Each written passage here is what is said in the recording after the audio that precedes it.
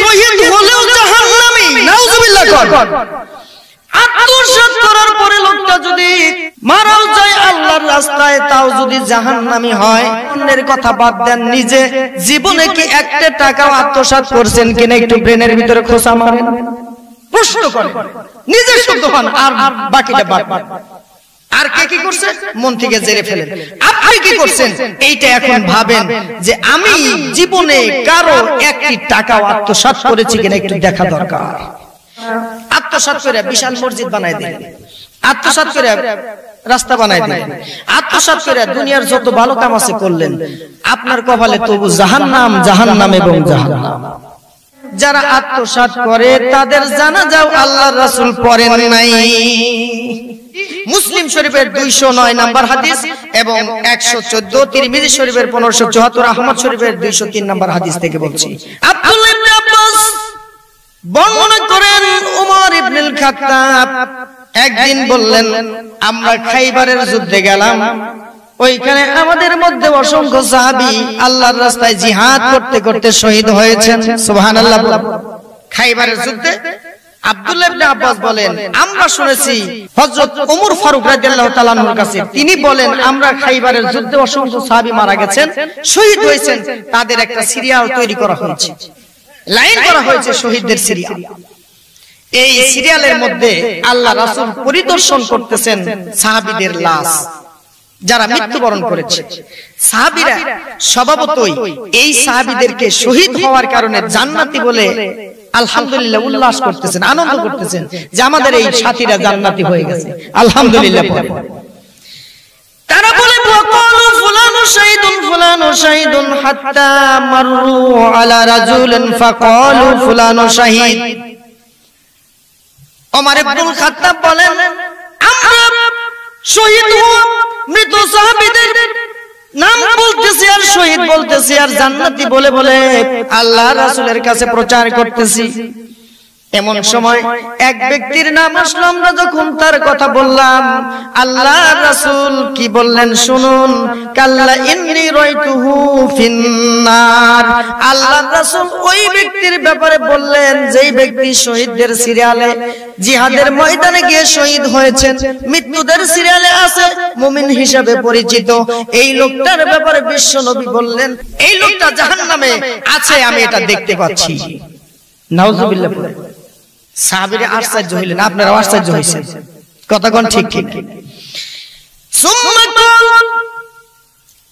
আল্লাহ রাসূল বলেন বুরদাতিন গুল্লাহা আও আবাআতিন। আল্লাহ রাসূল বলেন এই লোকটি জিহাদের ময়দান ছেড়ে যাওয়ার আগেই একটি আবায়া, একটি চাদর সে আত্মসাৎ করেছে। জিহাদের ময়দানে একটা বিধান হলো, যা যুদ্ধের ময়দানে অর্জিত হবে সম্পদ সৈন্যদের মধ্যে বন্টন করা হবে। আলহামদুলিল্লাহ। উনি কোন একটি চাদর পছন্দ হয়েছে, বন্টনের আগে নিজের পুটলায় রাখছে, মনে মনে ভাবছে আমি চাইয়া নেব, কিন্তু চাওয়ার আগেই জীবনের সীমানা শেষ। উনি আল্লাহ রাসূলের সিদ্ধান্ত অনুযায়ী নেন নাই, ওটার উনি মালিক নন। এই যে একটি চাদর হাদিসে আছে আবায়া, যে আবায়াটা অনেক আলেমরা এই যে কুর্তা পরে, সৌদি আরবের কিছু কিছু জামা একবার লম্বা করে পরে না, এটাকে বলা হয় আবায়া। একটি চাদর অথবা আবায়া তিনি আত্মগোপন করেছেন, আত্মসাৎ করেছেন।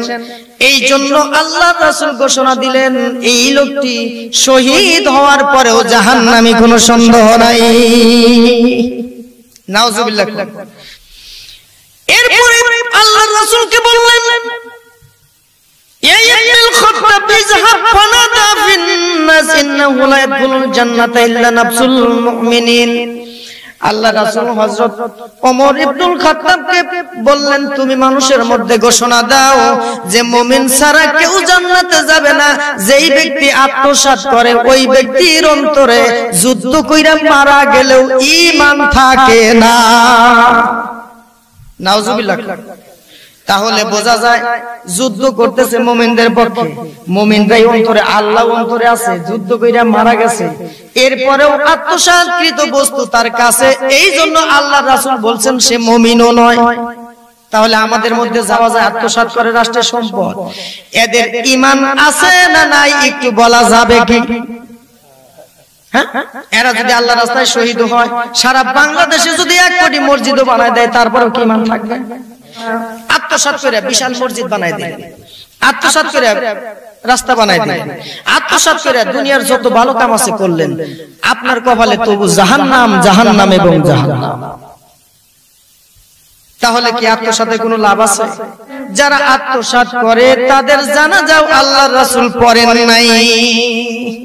এই হাদিসটি নাসাই শরীফের 1959, আবু দাউদ শরীফের 2710, মুয়াত্তা ইমাম মালিকের 995 এবং ইবনে মাজার 2848 নম্বর হাদিস। খয়বরের যুদ্ধের দিন আশজা গোত্রের এক ব্যক্তি মারা গেল। নবী করিম সাল্লাল্লাহু আলাইহি সাল্লাম সাথীদের বললেন, সাহাবীদের বললেন, তোমরা তোমাদের সাথীর নামাজ পড়ো। বিষয়টি যারা সাহাবী ছিল তাদের মধ্যে খুব খটকা লাগলো, খুবই খারাপ লাগলো।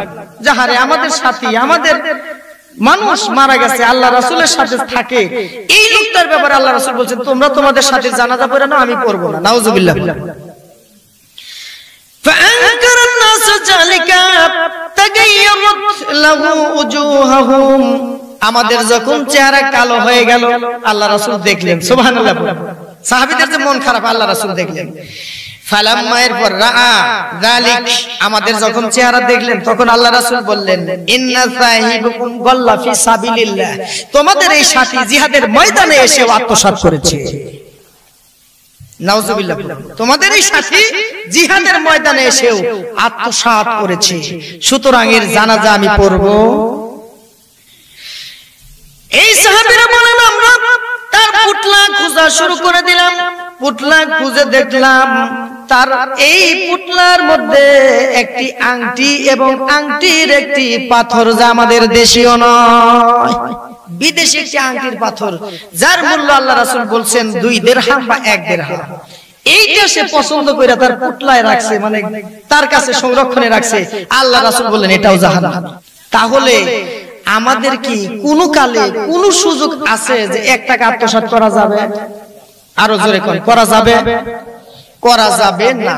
তাহলে আত্মসাৎ থেকে চির মুক্তি হওয়া আমাদের একমাত্র উপায়। কথা বলুন ঠিক। Be a part of our vision. Do listen and share the khair. Be with our official